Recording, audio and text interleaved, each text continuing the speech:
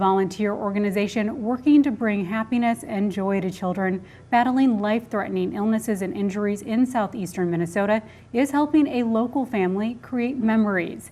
KIMT News 3's Alex Lasham was at the Rochester International Airport this morning talking with one recipient of the Kids Dreams Come True organization before the family took off on a once-in-a-lifetime vacation. Dreams came true for a local family as they prepare to depart from the Rochester International Airport, bound for a magical journey. Blessed, excited, happy, nervous. It was an early morning for the Dowling family, but they were all smiles under their masks as they waited to board their flight to San Diego. The family's trip was gifted by the Kids Dreams Come True organization, which aims to enrich lives for kids with severe or life-threatening illnesses. Grant Dowling's mother, Jen, says the organization's work is a blessing. It gives kids like him and Jacob and other kids a dream that they probably would never have any other time. It's just heartwarming and humbling and awesome all around. Kids Dreams Come True's Renee Chumper says her favorite part is the actualization of a kid's dream. This right here, when we get to send the families off, it's just exciting. And it doesn't always have to be a trip either. Just recently we built a play set for a little girl in Casson because her disabilities don't allow her to travel, but she loves to be outside. So we were able to gift her a swing set, playhouse. It's just fun seeing everybody be excited and the kids being happy. Now, the Kids Dreams Come True organization says they're always looking for a special family deserving of a vacation of a lifetime. In Rochester, Alec Lasham, KIMT News 3. The recipient, Grant Dowling, is nonverbal, but his parents say he's excited to see a variety of animals, especially zebras, while in San Diego. Coming up on KIMT News 3 at 10, the names of the victims in what's believed to be a triple homicide in western Wisconsin have been released. Plus, we'll take you on a local tour that's sharing some of Olmsted County's history that can only be found underground. You're watching KIMT News 3 Sunday, coverage you can count on.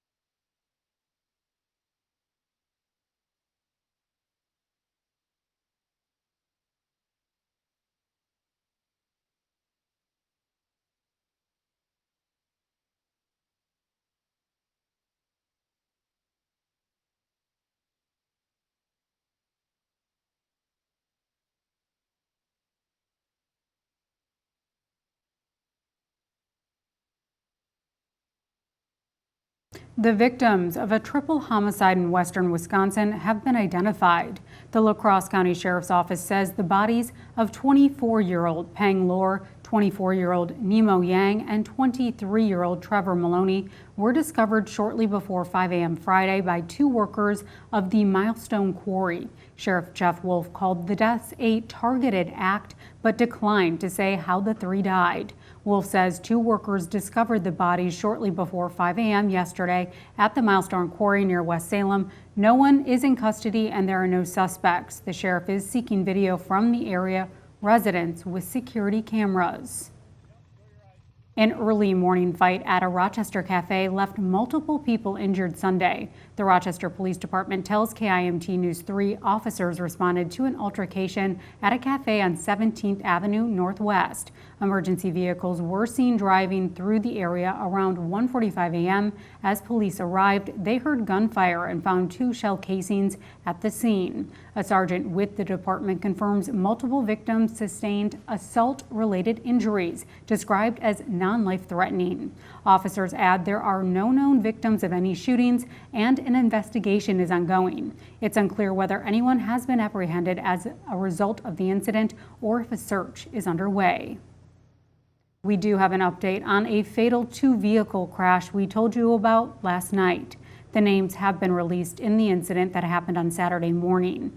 Authorities say 17-year-old Cami Hack of Hampton and 30-year-old Joanna Gautier of Charles City were involved in the crash on South Felder Avenue at 6:30 in the morning. Mason City police say one driver was killed and the other was taken to Mercy One North Iowa Medical Center for treatment. The Iowa State Patrol did not say who was killed in the crash. Visitors at the Quarry Hill Nature Center were given a tour of the park's underground caves earlier today. Quarry Hill tour guide, Travis Meyer says the cave consists of 34 rooms with all but 2 rooms completely alike. The cave's primarily function was to house produce when it was constructed by workers in 1879, according to Meyer. The cave's cool temperatures allow the produce to be stored for longer periods of time. Meyer also says the caves are unique for southeastern Minnesota. The caves that we have here in the park are man-made caves. That's probably the most notable distinction between any other caves that you would find in southeastern Minnesota. So if you go to Mystery Cave or Niagara Cave, you're going to see a cave made by nature. The cave that we're visiting today was carved out by probably 5 or 6 men over the course of a year to a couple of years. Quarry Hill Nature Center will host another cave tour, so if you are interested in attending, you can do so on August 15th. Next on KIMT News 3 at 10, tropical weather is in the forecast for the Tokyo Olympics, and organizers say they're talking about changing event programs. Well, no tropical weather here, just a lot of heat and moisture as we move into this week. I'll let you know what to expect coming up.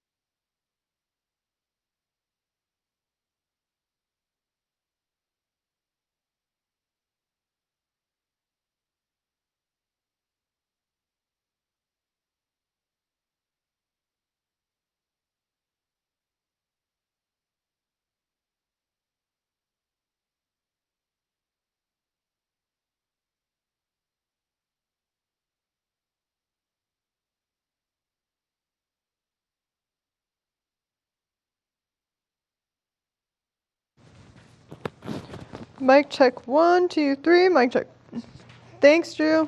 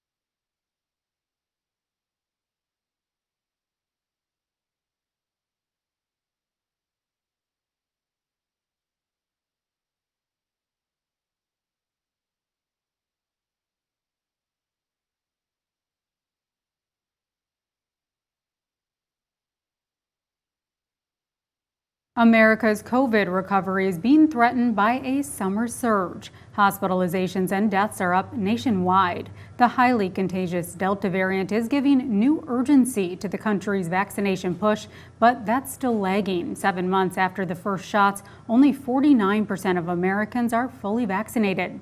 CBS's Lalila Luciano reports from Pasadena, California. Tonight, there are new fears of another COVID surge in Southern California, with vaccinations lagging and the Delta variant spreading. LA and San Diego counties are reporting their highest number of cases since February. How worried are you about the spread of the Delta variant at this point? I'm terrified. Nationally, new COVID cases have spiked almost 50%, with increases in all 50 states and 90% of U.S. jurisdictions. Quentin Lucas is the mayor of Kansas City, Missouri. I think every mayor of a major city in America right now is wondering if it's a time to return to mandates. So we put everything over there, okay? Florida is the nation's worst hotspot, accounting for more than 1 in 5 of all new cases. That didn't matter at Miami's Rolling Loud Music Festival, where thousands of people crammed together.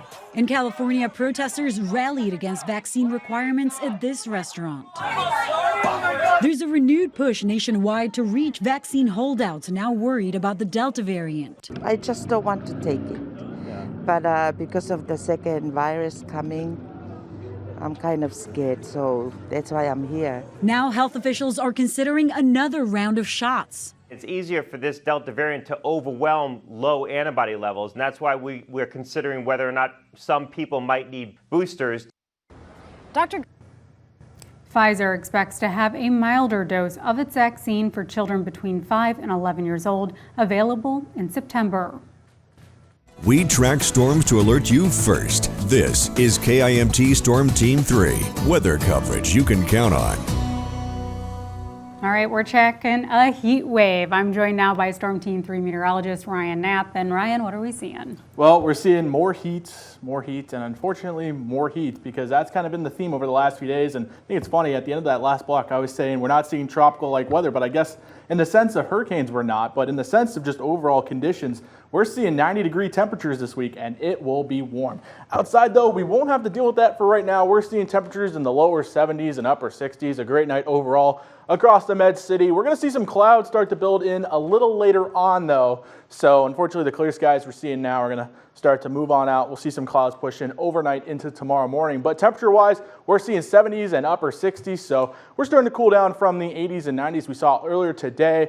Right now, we're seeing, like I said, we're seeing the 70s, but overnight tonight, our temperatures will get into the middle 60s and upper 60s for overnight lows before we're ramping up back again into the 80s for tomorrow. It's going to be kind of a rinse and repeat cycle over the next 3 days, as we're going to see temperatures in the upper 80s and even 90s by the time we approach Wednesday this week. And we'll kind of see that theme of the overnight lows back into the 60s as we push forward over the next couple days as well. Something to talk about here are the dew points. And I don't really talk about them too often, but when we do, we make sure to mention that it's going to be very humid when we talk about it and how much that impacts. We're going to see dew points into the mid-70s, meaning that we're going to see high humidity over the next couple days. And what that's going to do to our temperatures, we're going to see temperatures, well, almost as high as the triple digits as we push through Wednesday and even Tuesday. For SkyTracker 3 radar, we're not seeing much in the sense of rain during the daytime hours. That's going to be more of an overnight thing. So as we push into early Monday morning, as I mentioned, those clouds start to push on in. A few pop-up showers are possible to the north and to the eastern counties. I don't think really much to the west. A lot of the models have started to kind of push a lot of the rain showers overnight tonight into Wisconsin, and I'm thinking we can kind of make the call on that for now.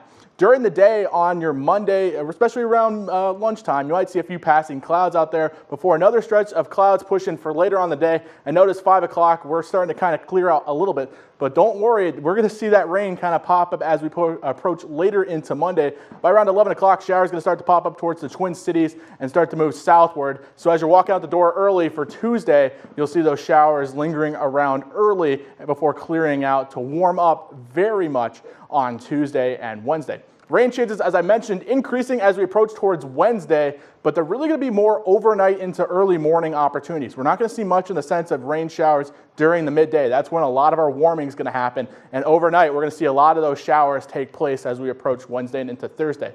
Looking ahead at tonight and tomorrow, temperatures tonight going to get down into the middle 60s. Those clouds will start to build in with a chance of a late shower possible. And then tomorrow we'll see around 92 degrees, hot and humid as the humidity starts to rise, and we'll see our temperatures gradually increase towards that 94-degree marker on Wednesday. Out the door tomorrow morning, we're going to see those partly cloudy skies out there, upper 60s into 70s by the time we approach 9 a.m. KAMT Storm Team 3 meteorologist Sean McAday will be here early tomorrow morning with you, making sure that you are ready to go for the work week. 7-day forecast for the weekend's always in view. Like I said, we may see those early morning showers as we approach on Monday, but look at that, Tuesday and Wednesday are going to be one of our warmest days here as we approach the mid-90s on Wednesday. And with that being a factor, we could also see feels-like temperatures in the upper 90s to even triple digits in some cases. But there is relief in the forecast. We are seeing even lower 80s as we approach towards the end of next week and into next weekend. All right, thanks, Ryan. And while we are experiencing hot temperatures, California is much worse. Flames shot hundreds of feet into the air as the Dixie Fire rages on in the state. The blaze is blamed for destroying 20 to 30 structures in the area. Fire crews say only a few homes were saved as propane tanks could be heard exploding, leading to loud booms in the area. Visibility on roadways is also dangerously low as smoke fills the area. In some locations, the smoke is so thick and roads are so dark, even during the daytime, the street lights are on and an orange glow can be seen in the background. As the smoke clears, the sun warms the ground, and things change today. We're going to see those air masses start moving very quickly. What does that mean for the firefighters on the ground? Erratic, windy fire behavior. Of course, structures, in fact, more than 10,000 of them are still threatened by the fire. No injuries or fatalities, thankfully, have yet been reported. With tropical weather forecasted to approach Tokyo within days, Olympic organizers say they're talking with individual sports about changing event programs. Tokyo's Olympic sports director says they're closely discussing issues around the severe weather forecast as Japan prepares for Typhoon Nepartik to hit the island. Nation rowing already cleared its schedule for the Monday and Tuesday, moving some events forward to the weekend and others back to Wednesday. Organizers are continuing to get minute-by-minute updates from their Weather Information Center. Athletes in some sports are currently dealing with high temperatures and humidity. Nepartik formed on Friday and is most likely going to make landfall on Tuesday. Coming up in sports, the Curling Club of Rochester has a full list of events during the fair this week. Plus, the bat boy for the Rochester Honkers is in his second year with the team, and he's got some tricks up his sleeve.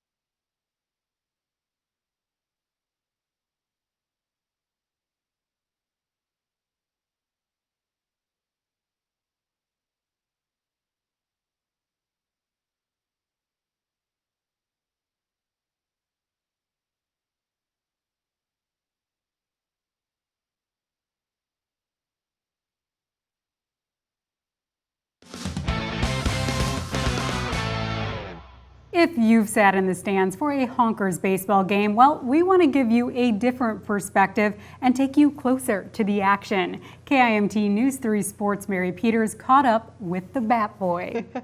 Yes, Jessica, I learned a lot about his role during the game, and he also has some tricks up his sleeve for the players. Take a look.